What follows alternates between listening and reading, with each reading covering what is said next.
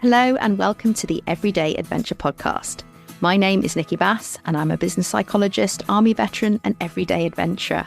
I will be sharing my conversations with some truly incredible guests who are weaving adventure into their daily lives. And I really hope these conversations inspire you to undertake your own everyday adventures too.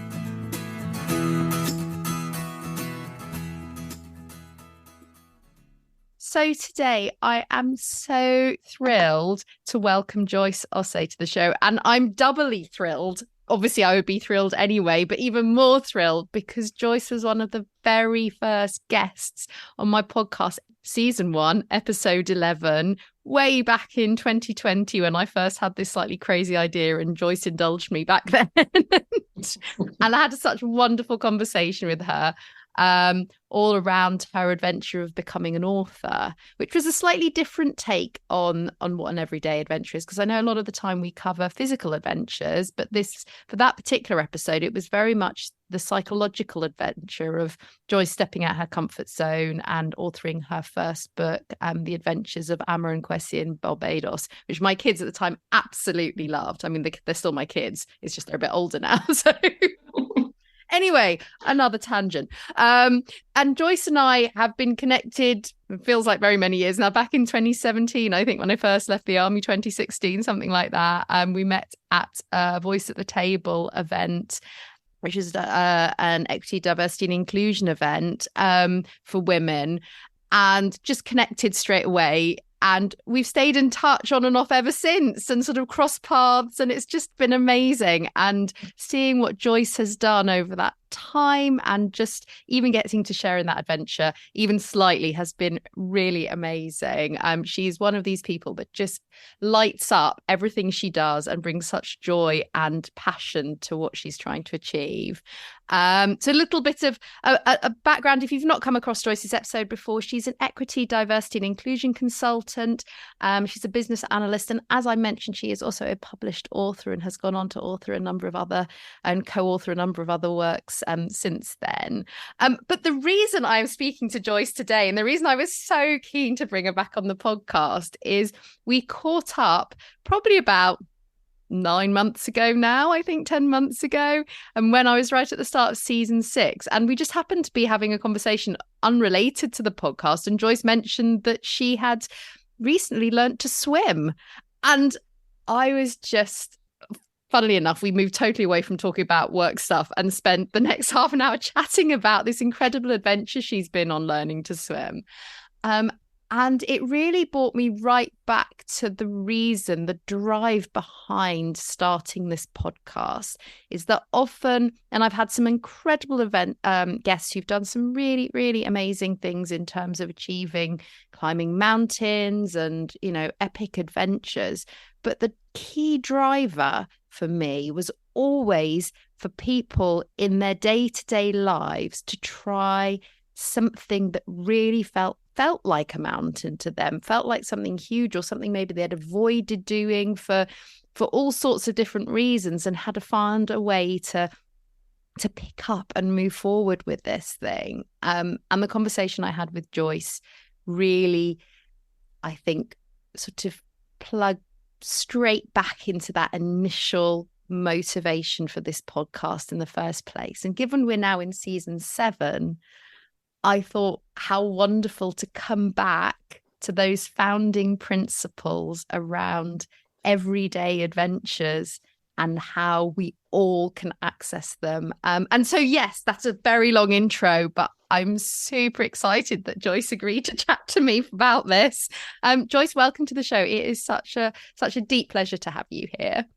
Thank you so much for having me back, Nikki. It's amazing to be here.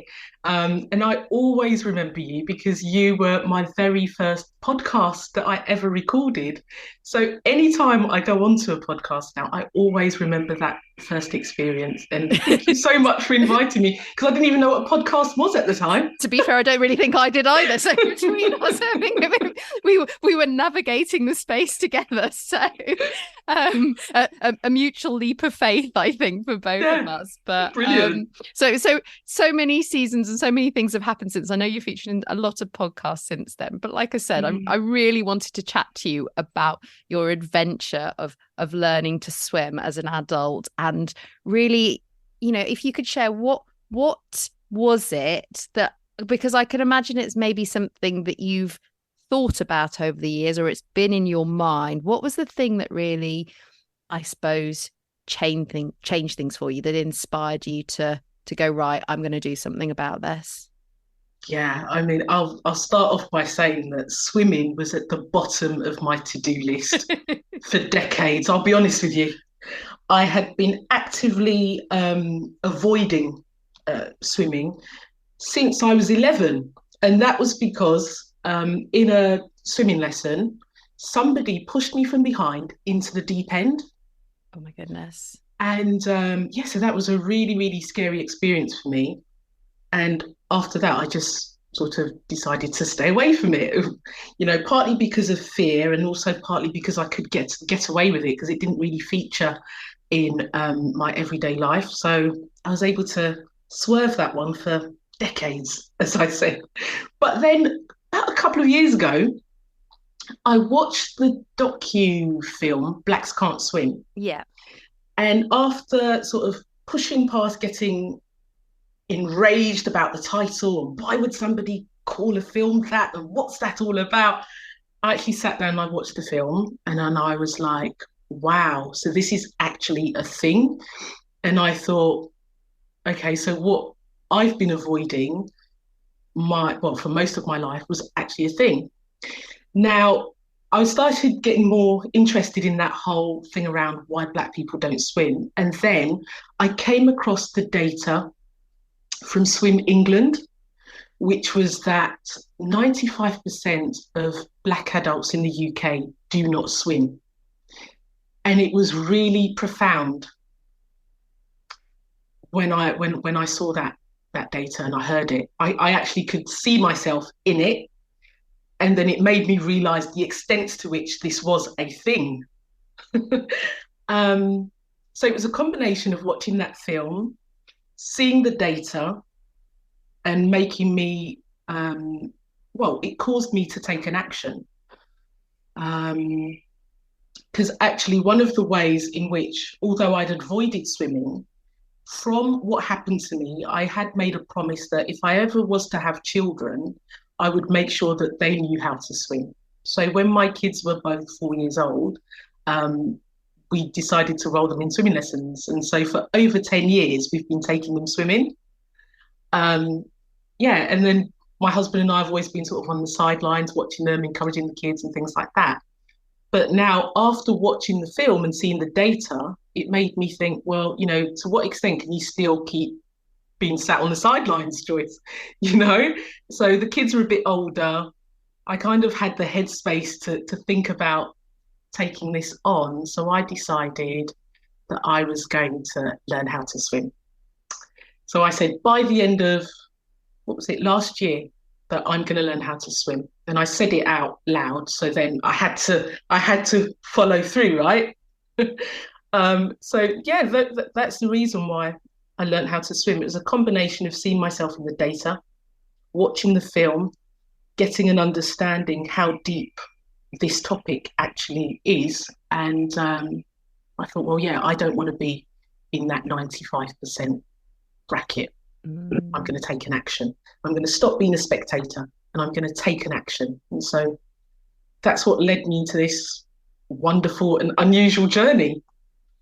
Amazing. It's so interesting, isn't it, that how often we can feel that something is a result of us and our own avoidance or our own, for want of a better word, failure to do something. Yeah. And that's not obviously not to ascribe failure to you, because of obviously what happened was deeply traumatic. I was locked in a sauna once, and I can still remember, I think probably at the similar age, and I hate going in saunas now because it's that feeling, I think that obviously with the swimming, you've got that added dimension of of the potential for drowning and all that fear Yes. around it. But I think there's something about being so deeply out of control Yeah. that just stays with you. So I think even to get to the point of doing something or deciding to take that step is huge. But I think it's Mm. so interesting, that point as well, around actually it's me and it's something personal that happened to me, but actually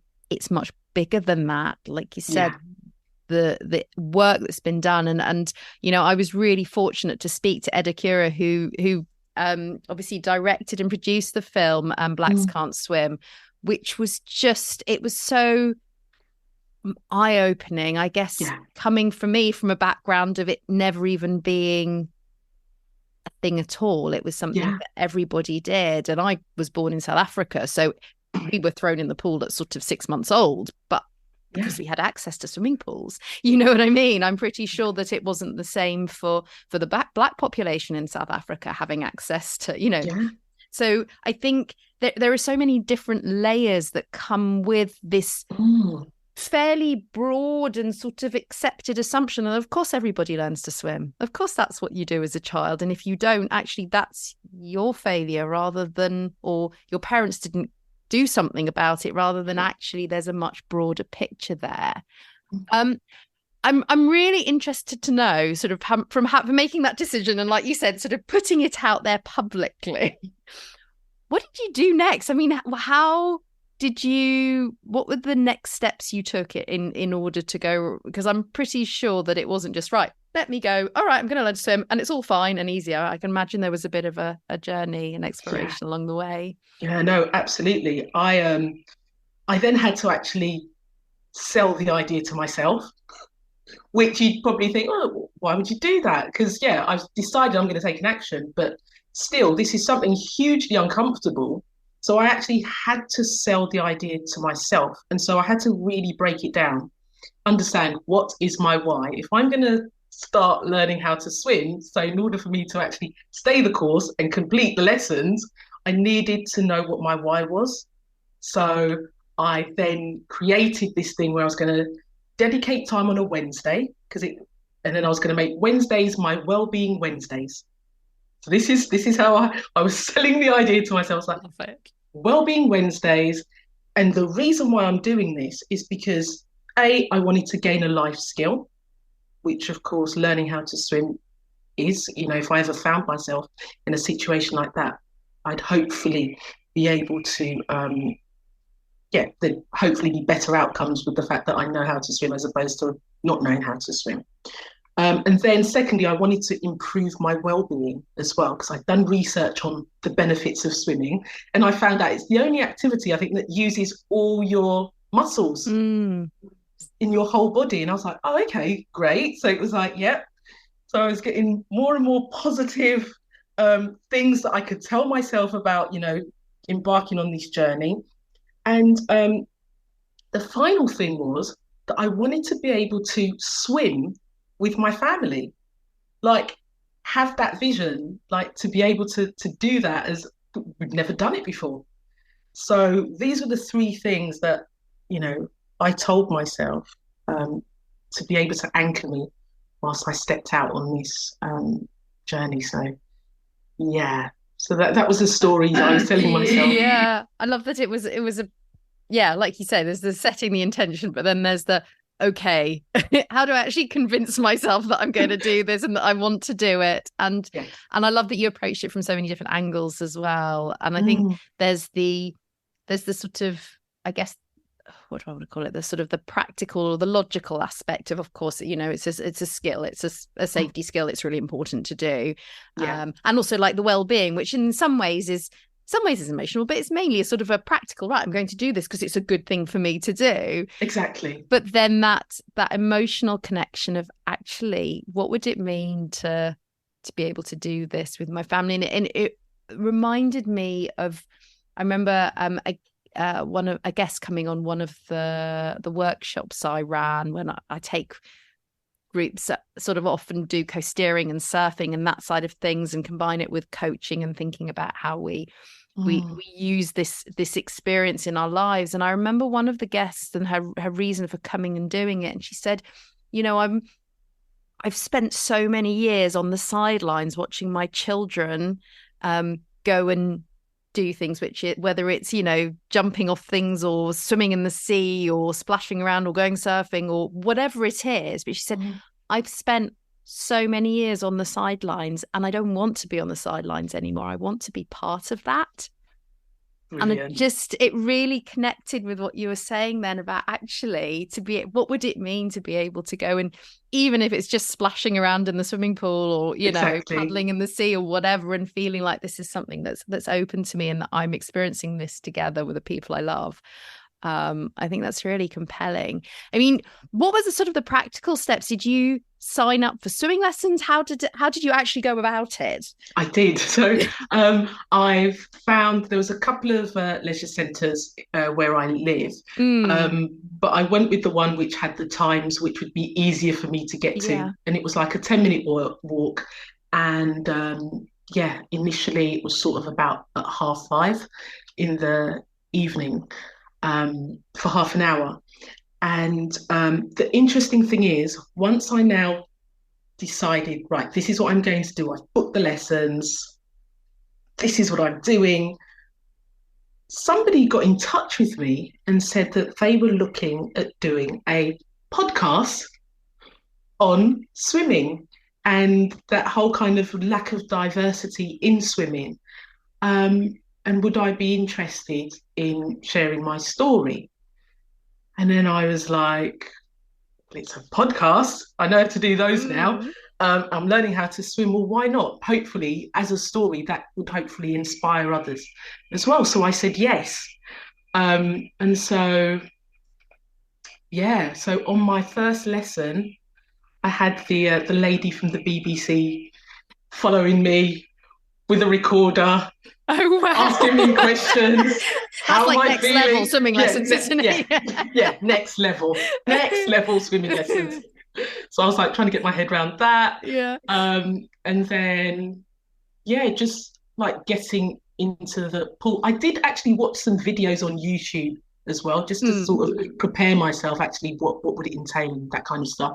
But then, yeah, we got into the pool and I had this wonderful instructor called Pauline. And it was all like doing the basics, putting water on your face and that sort of thing. And then she said, right, let's see what you can do. So I got in and then I was doing yeah, I guess it's swimming. And I just kept on going and going and going. And I ended up doing 20 meters in my first lesson. And I was like, okay, so basically I could, all these years, I actually could swim. How?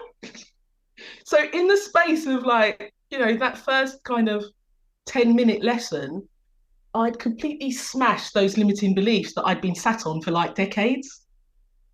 It's amazing, isn't it? Just that the story we tell ourselves about Yes. what's possible and what's not possible, and how constructed it is in our own Yeah. mind. Yeah. That I held on to it. And that you held on to it, and that became your truth. Yeah. That became actually, this is who I am, and this is what I Yeah. can and can't do. Yeah.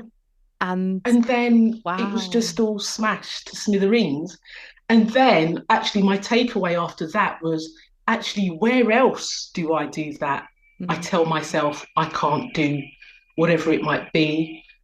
And I hold on to that. And where else does that show up in my life? So that was massive. So, I started by saying, I'm going to learn how to swim for these practical reasons. And in that first 10 minutes, I've learned something completely like not within those three things, but I've completely just like, yeah, smashed limiting beliefs that I didn't even know that I had. So that was amazing. I was like, wow. So I can actually swim 20 meters. So anything more than that, that's going to be progress. Um, yeah, so that first lesson, I learned that. The other thing that really took me by surprise was the whole breathing thing. Like that completely got me. I hadn't anticipated that because obviously, ordinarily, I don't even think about breathing on a day-to-day basis. But now, every time I went into my lesson for that half an hour, that's all I was thinking about. the breathing, getting into rhythm and all that kind of stuff. So I wanted to focus on front crawl. That was my wish, because I just used to see, people in the pool swimming front crawl, all very serene and I want to do that. So that's what we focused on. It was so hard. I didn't realise how hard It front really crawl is is. quite hard. Yeah. I shouldn't have done Yeah. that. But But I love yeah, your point about breathing and that thing of, like you said, it's sort of something again taken for granted, or yeah. this is just something I normally do, and to have that sort of refocus. And is that something that's sort of shown up elsewhere for you then, since having that focus on breathing or that sort of rhythm, or Sometimes, not as much. I find that it's when I'm in the water, okay, I'm yes. kind of forced to think about it, because Mm, it's a new skill for me, and it seems a bit more mechanical. mm. Okay, arm in, and what Pauline used to say, look at the floor, look at the wall, look at the floor, look at the wall. Yes, there is something very repetitive about something else to be Yeah, look at the floor, look at the wall. So, said. yeah, so I was just trying to get myself in that mode. As I'm doing that, then Mm, I then have to think about my breathing. And I remember, mm, as part of like sort of doing my research and the prep, I was watching these videos of Alice Deering mm. talking about how swimming was like a second home for her. It was just so natural, it was so effortless. And I was like, oh, I wish it was like that for me, because all I ever think about is breathing, literally. As soon as my feet touch the ground, I'm like, okay, how am I breathing? What do I do? So it was kind of less natural for me. And I think Mm, that was another key thing I took away. But also for me, it's also linked to that whole, when you're learning something new, everything feels so awkward and clumsy. And the best analogy I could relate it to was like learning how to drive. mm, It's just so unnatural to be looking in mirrors, putting down an indicator, all the stuff that you're doing with your feet, changing gear, being present to what's in front of you, also checking out it's just like bonkers. But it does get to a point where you then, after a number of months or however long it takes you, everything just becomes natural. You're not even thinking about it. Um, and that's what helped me in trying to learn how to swim. And I said to myself, well, look, if I can learn how to drive, then these are kind of like similar things. I can learn how to swim. I will get there eventually. I don't know when that will be, but I know it's possible because I've learned how to drive. So that kept me going for through the lessons as well. mm. You've just taken me back to a place of my 17-year-old self on a initial driver course, and the instructor trying to get me to do it. And like you said, that thing of just going, it's not possible to do all of these things at the same Same time. time. It's nuts, and how clunky, and then however many years later going, it's not even something you think about. Yeah. But and how rarely, and I know I've talked about this in a previous podcast as well. I think with Soraya, I was chatting about this idea of how rarely we put ourselves in this place of being totally new at something, particularly Mm. as adults. And that it Mm-hmm. starts quite early in childhood, I think, as well. I think, there's a sort of initial spurt with young kids where they try all sorts of things. But Mm. by the time they're sort of hitting their pre-teens, actually they've already developed an idea of what they're good and not good at. And they steer away from those things that they feel are going to cause them shame, because Yeah. in the end, that's our biggest driver, avoidance of Mm. shame. So I think it's so interesting, that thing of, you know, actively, that Mm. conscious choice to put yourself in a place of being deeply uncomfortable and feeling really, I'm going to say, like a fish out of water. I think I need to Love have that. words with myself now. Brilliant pun intended. Exactly. That was so unintended. I couldn't help it. Sorry. But yeah, that feeling where you're just like, everything is going in the wrong direction. Everything feels hard work. You're having to think about multiple things at the same Yeah. time. And Yeah. and you just think, God, how do people do this Yeah. and not struggle with all of this stuff? And how brave it is to put yourself in that position, because it's something, like I said, that most of us will actively avoid. Yeah. because it is so uncomfortable. It's not just uncomfortable, the thought of doing it or getting started. Actually, the process is not pretty. It wasn't pretty at all, Nikki. Not that yours wasn't pretty, but I know when I do No, it, it's deeply unpretty. my process wasn't pretty at all. But I think it's so important that we talk about this stuff, because I Yeah. think, and I know this is, it was something that came up for me when you were, we were talking about the practicalities of getting started. I know we can spend a lot of time talking about the sort of the psychological sort of, this is why we should do things. And there are so many podcasts, so much advice out there about why we should do these things and the benefits it brings and the psychological benefits. And it can feel like, yeah, should. But actually, how do you get started? The realness of being in that place where you're like, okay, so I need to book a lesson, and that might even be an awkward conversation at the start, or I need to practice. Like you said, this is the lesson that fits in with my daily routine, and this is the only one I can do. It's a bit like why I play netball on a Sunday, because do you know what? It's not even I went out to choose netball, but I can do something on a Sunday night. So exactly. that works. But there's a reality to it that I think we tend to avoid. We tend to sort of talk in this place of anything is possible, but we have, when you've got busy lives and kids and work and all the rest of it's going, actually look, to do what you've done and go out and actually actively look for a swimming lesson and book it and turn up for it and show and commit to it and show up, that's a lot.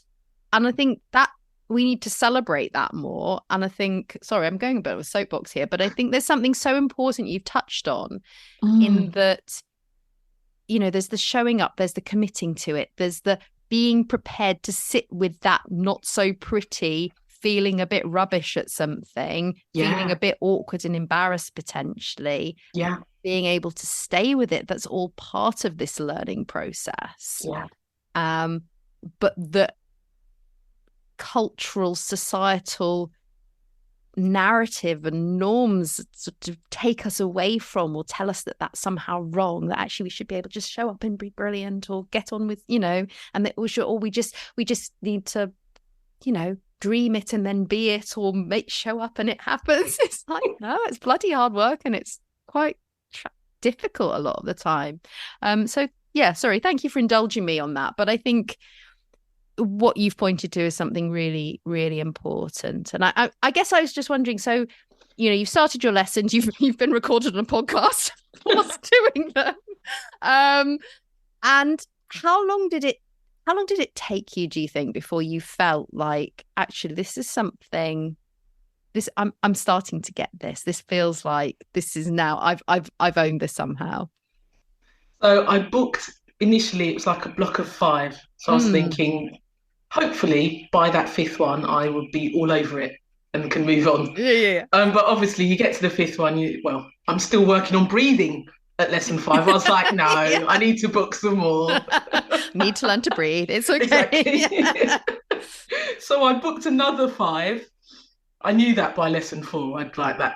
Yeah. So I booked another 5. So in total, it was about 10 weeks for me to get to where I felt I could swim and could do this. And of course, my instructor, Pauline, is like, well, what are you going to do with this after you've learnt this? And I was like, oh, come on, Pauline, we're supposed to be together for 10 weeks. That's it. Just leave it. But she's like, no, but what are you going to do? Are you just going to like not use it? And I said, well, I've got this retreat in Jamaica in October. And so my intention is to use it there when I go to Jamaica, go to the sea. Obviously not swimming for all those years. I'd go to the seaside and just sit on the sand and not go anywhere near the water. But yeah, now that I've acquired this new skill, I was actually looking forward to going to Jamaica and utilising it there. So when I told Pauline that, she was very happy. And I've gone on. I did. That was amazing to actually do that. Swimming in the sea in Jamaica, that was like, wow. And then it just got better, Nikki.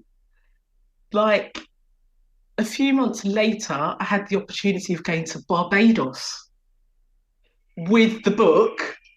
Oh my to go goodness. to primary schools in Barbados and read it to the children, do deliver a talk and that kind of stuff. And so it was part work, part leisure. And of course, there was going to be the sea again. So I was like, yep, I'm going to go swimming. And I did lots of swimming in the sea. That was amazing. And I would never have been able to envision that when I said, I'm going to learn how to swim. That was not part of the plan. But it's amazing how things have come about. And I thought to myself, maybe if I'd learned how to swim years ago, then I would have gone to the Caribbean a lot earlier as well. It'd been like 20 years since I last went to Barbados. Oh wow. I hadn't And realised. Gosh. yes, it's been a long time. But yeah, going this time round, having the book, being able to swim, it just sort of combined all these things that weren't there before, but are now. And so it was really, it was amazing. Honestly, it was amazing. And then this summer, we went on holiday to Spain and we were all in the pool.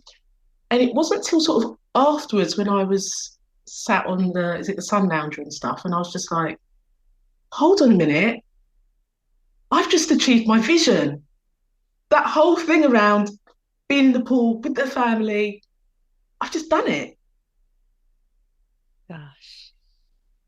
Isn't that So, incredible? I wish yeah. I wish that this was a video right now and that people who are listening I don't. to the podcast could see your face when you said that and my face as well. Because I'm like, oh my gosh. And you're like, oh wow. I'm just what I love as well is that it was almost like you hadn't noticed. Yeah. It's like you're in the pool and you're just enjoying it and you're not going, oh yeah, so when I set out to, it's No, only after. I wasn't even thinking about breathing when I was in the Exactly. pool.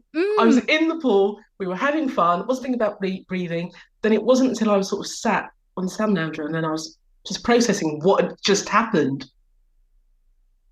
And I was like, wow, it's actually that vision that I had has just come to pass. Mm. And all those dots connected as well in terms of Mm, like you were saying, and it's interesting, isn't it, when we can look back and go, oh well, if only I'd done this sooner, if only, but in a way not doing it sooner was part of that story too, about how it's got you and like you said, the opportunities that have arisen, but also how you've been able to see yeah, those opportunities maybe absolutely. that actually, because again, for most people who can swim and who've been swimming through childhood, totally losing it.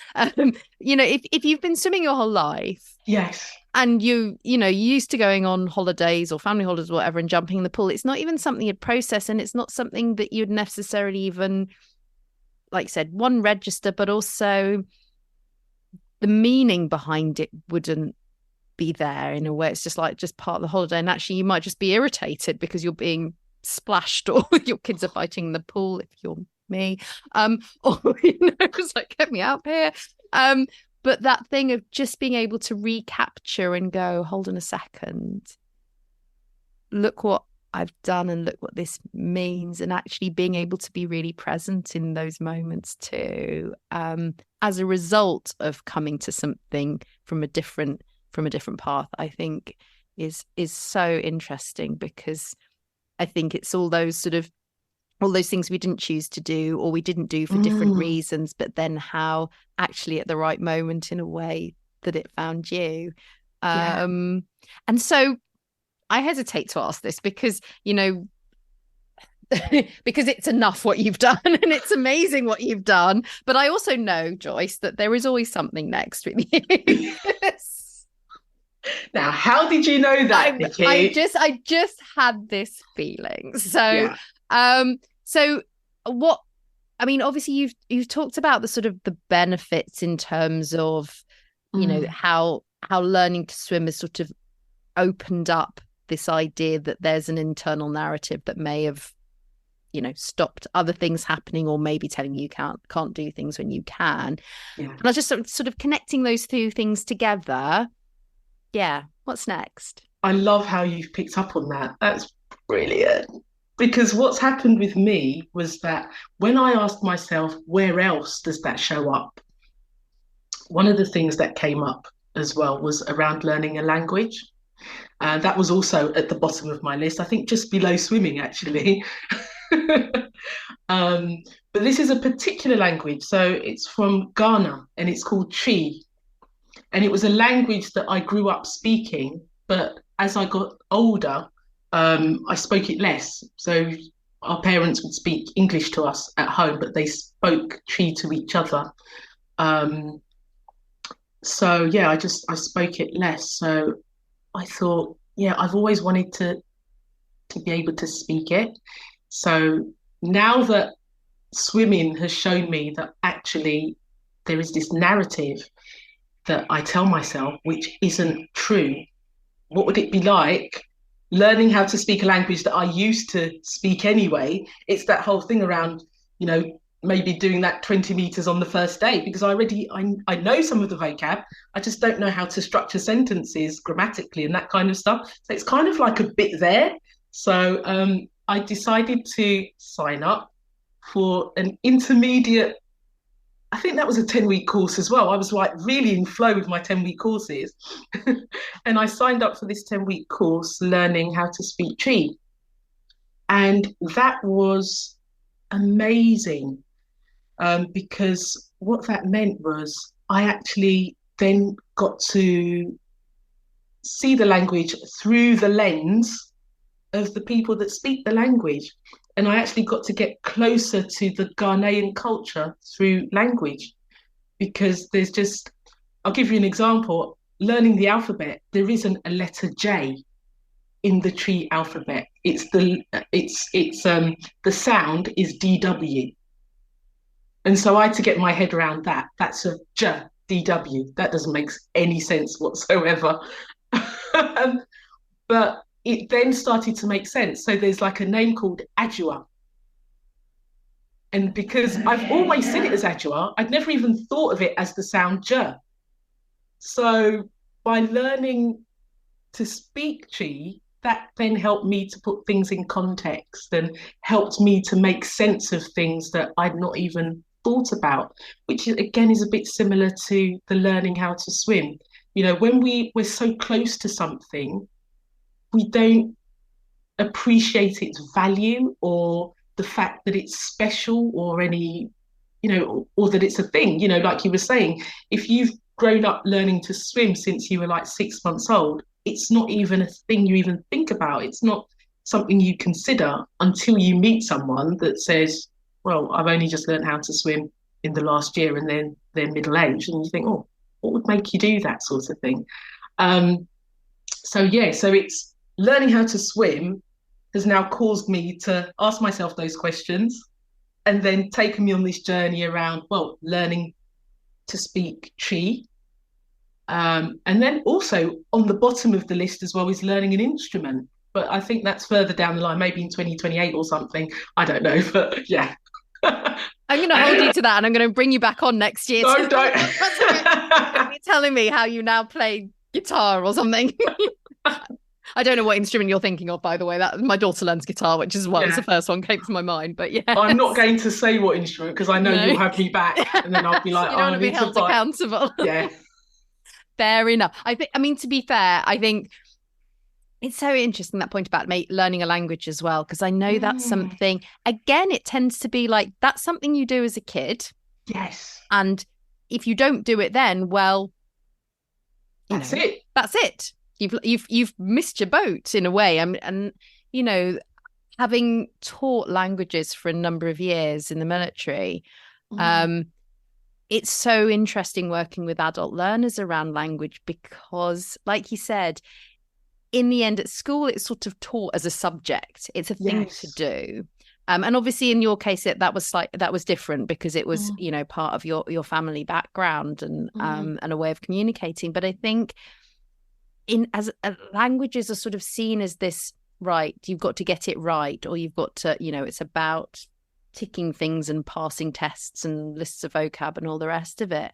But actually when you connect with them from a place that you're talking about, from an emotional place Yeah. of this is about not only learning the mechanics of a language, but Mm.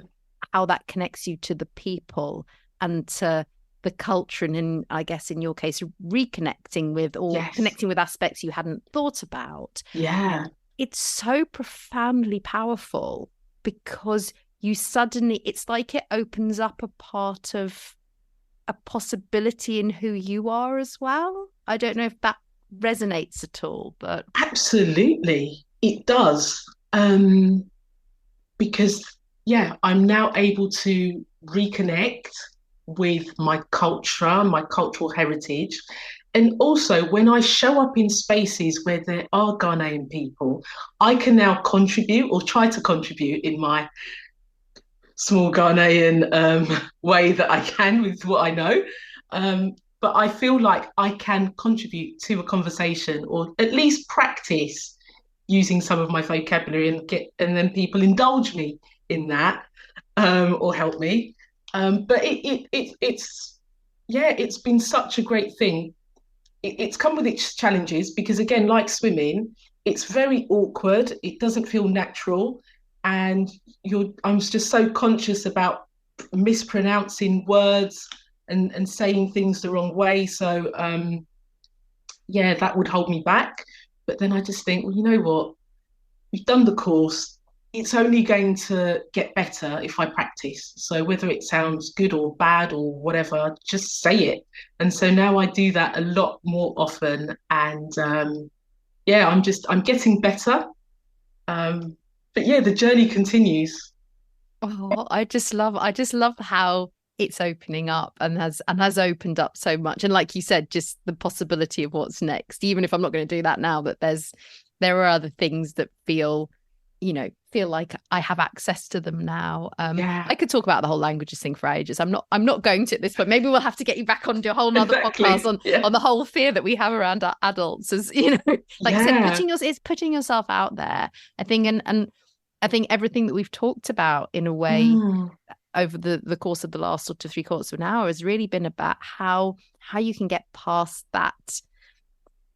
And it's not even like it's a fear. It's not like you're sitting there sort of trembling, but it's like this block of mm, how do I get past the block that enables me to put myself out there and try something and cope and sit alongside all the awkward, embarrassing, shameful feelings I'm going to experience because I feel like I should be able to do things. yeah.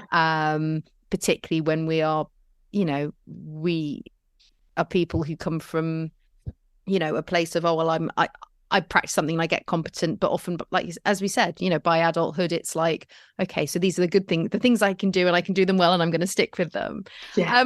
If someone's listening to this, Joyce, and they think, I would love to get started, they've been inspired by your 2 adventures in such a short space of time, and think I would love to get started with something. Maybe it's struck a chord in terms of something they've left behind or told themselves that they couldn't do, and would like to start to just find a way to get started. I mean, what's the one piece of advice you would give them?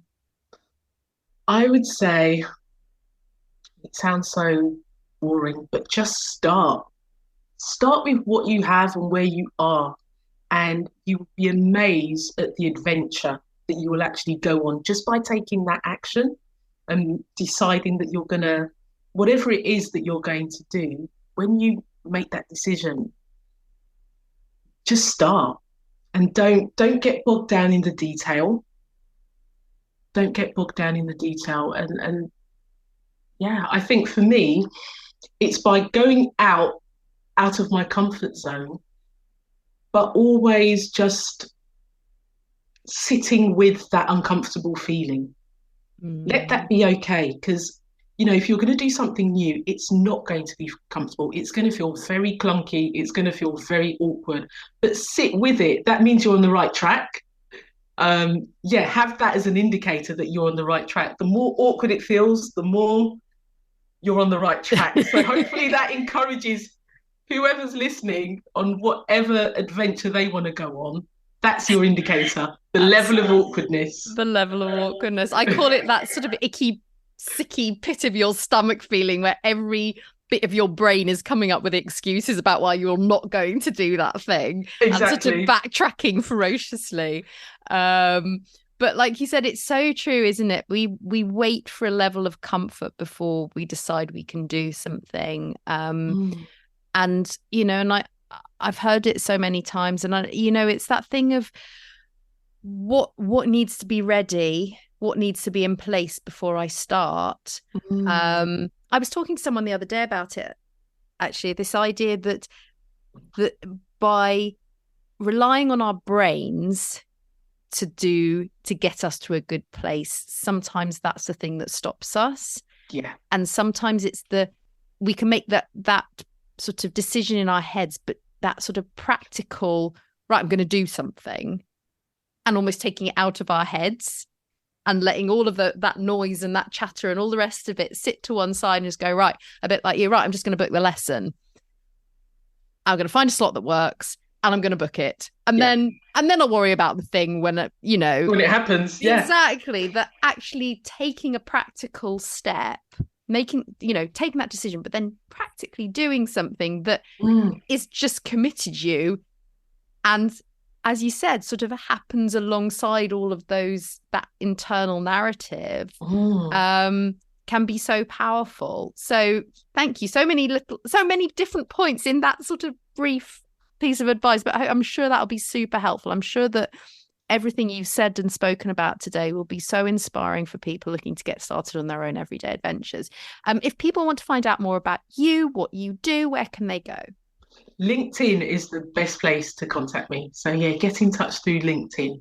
And highly recommend Joyce's lovely posts on LinkedIn as well. If you're Oh, looking for thank you. content that's just authentic and genuine and inspiring, yeah, definitely get in touch, follow Joyce, connect with her.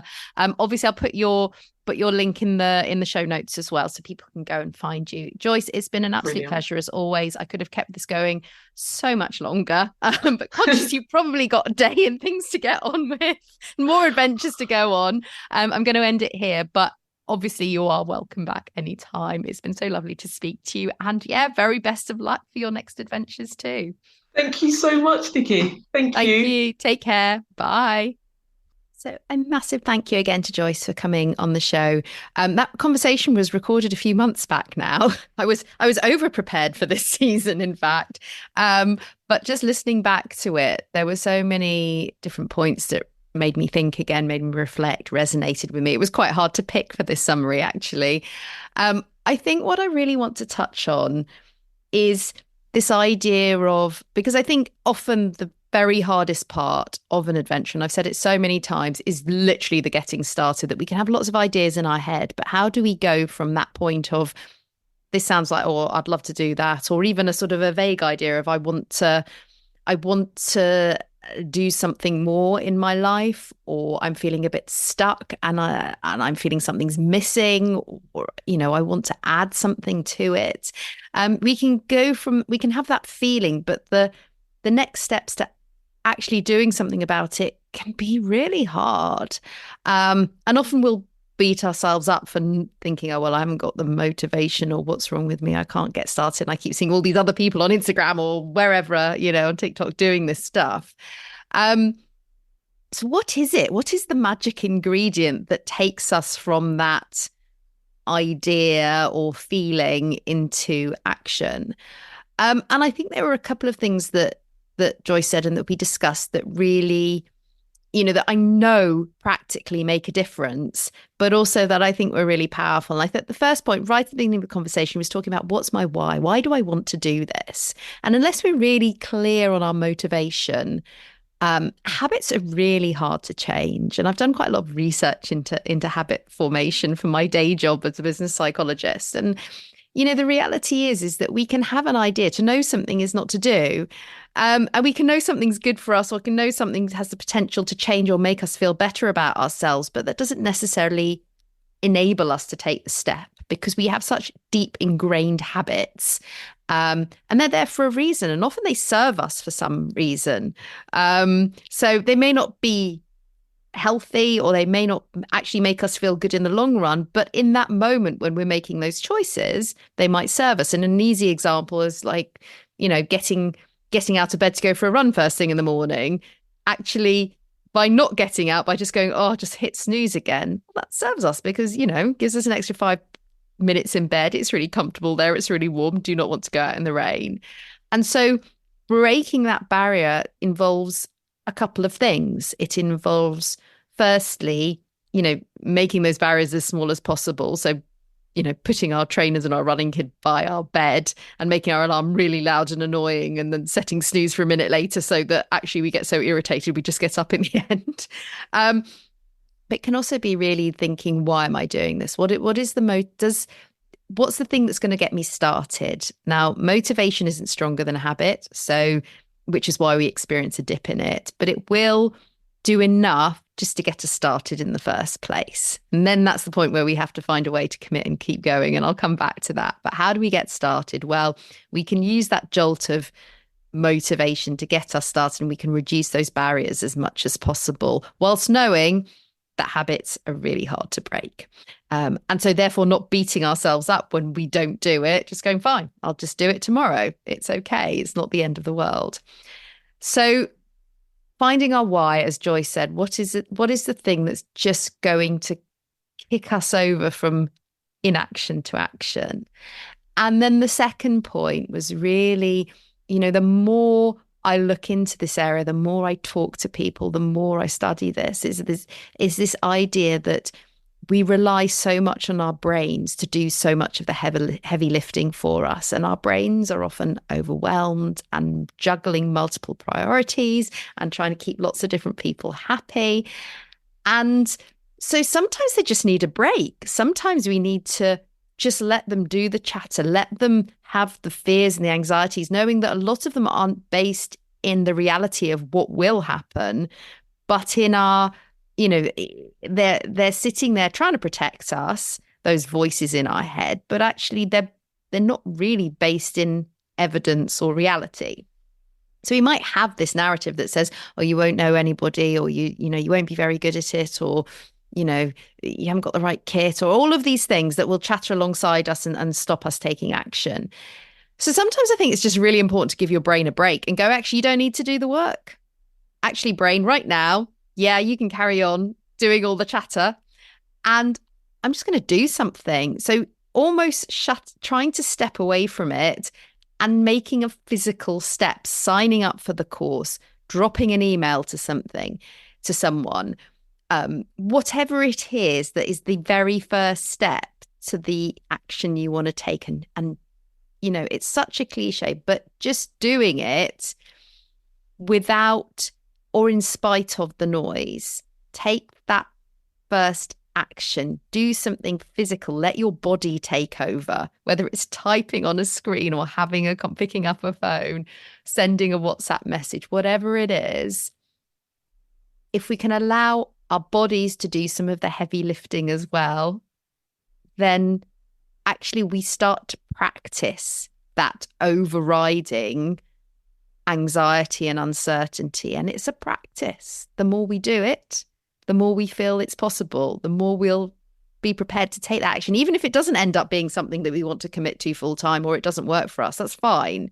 But it's how do we bridge that gap between the thinking and the feeling and actually getting started. Anyway, I'd love to know your thoughts on this, or any tips or techniques that you might have.